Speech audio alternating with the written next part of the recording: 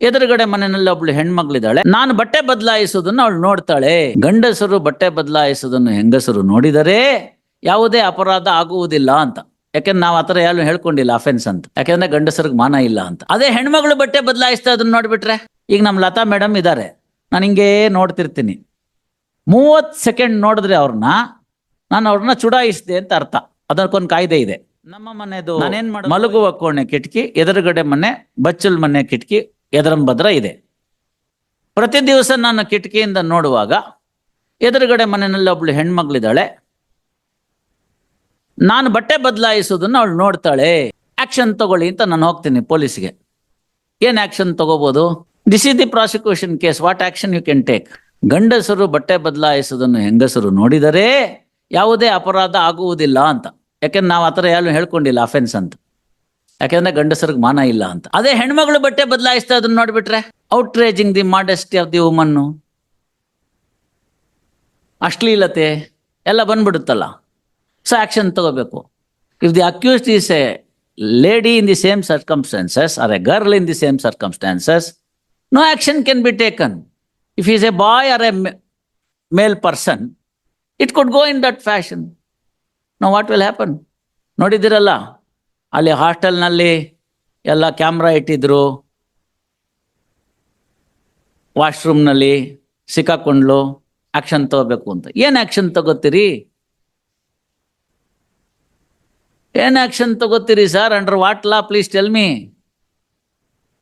ಅವರು ಟಿವಿನವರೆಲ್ಲ ಇದಕ್ಕೆ ಗೊತ್ತಾಗೋದಿಲ್ಲ ಅವ್ರಿಗೆ, ಯಾಕೆಂದ್ರೆ ಅವ್ರು IPC ಓದಿರಲ್ಲ. ನಾನು ತಾವು ಎಲ್ಲ ಓದಿದ್ದೀವಿ.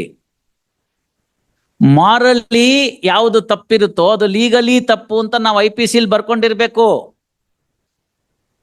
Please understand, crime is not defined in our country.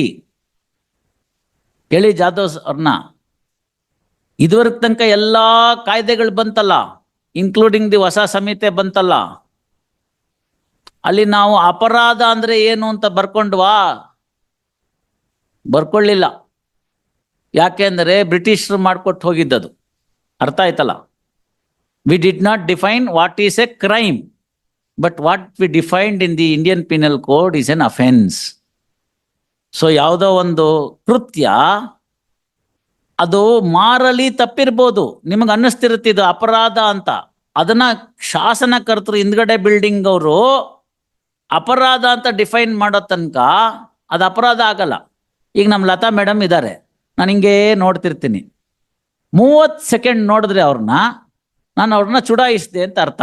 ಅದಕ್ಕೊಂದು ಕಾಯ್ದೆ ಇದೆ. ನಾನೇನ್ ಮಾಡೋದು, ಹಿಂಗೆ ಇಟ್ಕೊಳ್ಳೋದು, ಹಿಂಗೆ ನೋಡ್ತಾ ಇರೋದು, 29 ಸೆಕೆಂಡ್ ತಕ್ಷಣ ಹಿಂಗೆ ತಿರ್ಕೊಳ್ಳೋದು, ಮತ್ತೆ 29 ಸೆಕೆಂಡ್ ನೋಡೋದು. ಏನ್ ಮಾಡೋದು? 30 ಸೆಕೆಂಡ್ಸ್ ನೋಡ್ಬೇಕಲ್ಲ, 29 ಸೆಕೆಂಡ್ಸ್ ವಾಚ್ ಸೆಟ್ ಮಾಡ್ಕೊಳ್ಳೋದು, ನೋಡೋದು, ಈ ಕಡೆ ತಿರ್ಕೊಂಡ್ಬಿಡೋದು, ಮತ್ತೆ ತಿರ್ಗಾ ನೋಡೋದು. What do you do? ಹಂಗಾರೆ 29 ಸೆಕೆಂಡ್ ನೋಡಿ ಸರಿನೇ?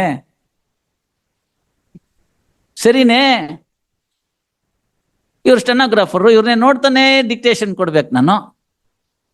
ನಾಳೆ ಬೆಳಗ್ಗೆ ಅಮ್ಮ ಕೇಸ್ ಹಾಕ್ಬಿಟ್ರೆ ನಾನೇನ್ ಮಾಡೋದು? ಈಗ ನೀವು ಇಷ್ಟೇ ಆಗಿದ್ರೆ ರೋಬೋಟ್ ಕೂಡ ಕನ್ವಿಕ್ಷನ್ ಕೊಡ್ಬೇಕಲ್ಲ. 30 seconds you have seen, so convict. What to do? ಇನ್ನೊಂದು ಪ್ರಶ್ನೆ ಕೇಳ್ತೀನಿ, ಇದಕ್ಕೊಂದು ಉತ್ತರ ಕೊಟ್ಬಿಡಿ. ಮದುವೆ ಮಾಡ್ಕೊಂಡಿದ್ದೀರಾ? ಮಾಡ್ಕೋಬೇಕು ಅಂತಿದ್ದೀರಾ? ಇರ್ಲಿ, ಪ್ರಶ್ನೆ ಹೌದು ಅಥವಾ ಇಲ್ಲ ಅದಲ್ಲಿ ಉತ್ತರ ಕೊಡಿ ಅಂತ. ಏನಂತ? ಎಸ್ ಆರ್ ನೋ ಅಂತ. ತುಂಬಾ ಸತಿ ನೋಡಿರ್ತಾರೆ ಕ್ಲಾಸ್ ಎಕ್ಸಾಮಿನೇಷನ್ ಅಲ್ಲಿ. Question is very simple. ಹೆಂಡತಿಗೆ ಹೊಡೆಯುವುದನ್ನು ನಿಲ್ಲಿಸಿದ್ದೀರಾ? ಎಷ್ಟು ಚೆನ್ನಾಗಿ ನಗ್ತಾ ಇದ್ದಾರೆ ನೋಡಿ, ಬರೇ ಗಂಡಸರೇ ನಗ್ತಿರೋದು. ಹೇಳಿ ಇವಾಗ, ಹೌದು ಅಂತಿರೋ ಇಲ್ಲ ಅಂತಿರೋ? No answer. There is answer no with something an explanation thereof ಅಂತ. Now you see, record of the case must not have any explanation thereafter. It must be clear. Triable case ಅಂತ ಯಾವಾಗ ಬರುತ್ತೆ ಅಂತಂದ್ರೆ, ಇಲ್ಲೊಂದು version ಇದೆ, ಆ version ಮೇಲ್ನೋಟಕ್ಕೆ ಆಗೋಂಗಿದ್ರೆ ಏನು ಬೇಕಾಗಿಲ್ಲ. ಬ್ಯೂಟಿಫುಲ್ ಆಗಿರೋ ಒಂದು ಪಾಯಿಂಟ್ ಇದೆ, ಸುಪ್ರೀಂ ಕೋರ್ಟ್ ರೂಲಿಂಗು ಇದೆ. At the time of framing the charge, lawyer ಹೇಳ್ಕೊಟ್ಟಿರ್ತಾರೆ, ನಾ ತಪ್ಪು ಮಾಡಿಲ್ಲ ಅಂತ ಹೇಳ್ಬಿಡು ಅಂತ. ತಪ್ಪು ಮಾಡಿಲ್ಲ ಅಂತ ಅವ್ನು ಹೇಳ್ಬಿಟ್ಟ. ಮುಂದೆ ಬಂದಾಗ ಕೇಳಿದಾಗ, ಸರ್ ನಾನು ತಪ್ಪು ಮಾಡಿದ್ದೀನಿ ಒಪ್ಕೋತೀನಿ ಅಂತಾನೆ. Can we now plead guilty or not? ಅರ್ಥ ಆಯ್ತಾ ನಿಮಗೆ?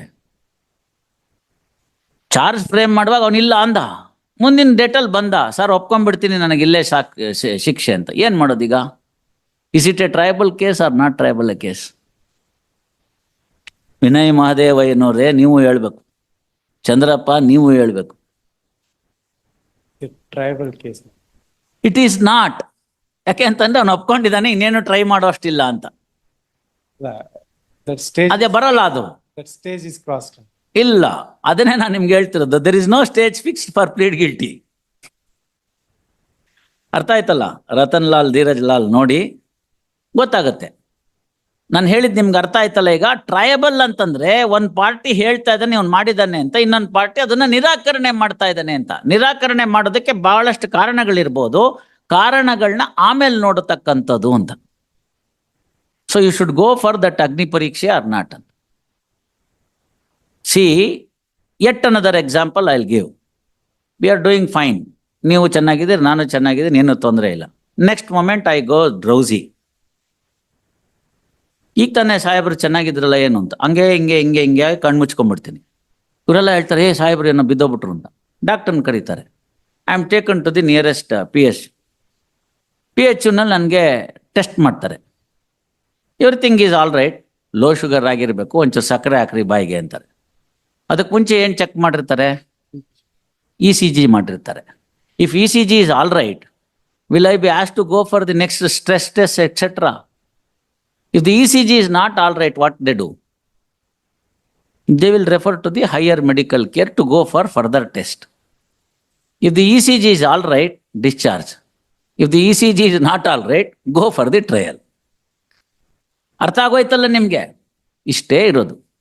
ಈ ಕೇಸ್ನೊಳಗಡೆಗೆ ಲರ್ನೆಡ್ ಟ್ರಯಲ್ ಜಡ್ಜ್ ಬರೀತಾರೆ, ಈ ಸುಪ್ರೀಂ ಕೋರ್ಟ್ ರೂಲಿಂಗ್ನನ್ನು ಗಮನಕ್ಕೆ ತೆಗೆದುಕೊಂಡು ನಿಮ್ಮ ಮೇಲೆ ಇರ್ತಕ್ಕಂಥ ಆಪಾದನೆಗಳೇನಿದೆ ಅದನ್ನ ಅನೂಪ್ ಕುಮಾರ್ ಶ್ರೀವಾಸ್ತವ, ಮೋಹನ್ ಲಾಲ್ ಸೋನಿ ಇವುಗಳನ್ನೆಲ್ಲ ನೋಡಿದಾಗ ಮೇಲ್ನೋಟಕ್ಕೆ ನಿಮ್ಮ 4 to 7 ಮೇಲೆ ಕೂಡ ಪ್ರೊಸೀಡ್ ಆಗೋದಕ್ಕೆ ಮೆಟೀರಿಯಲ್ ಇದೆ.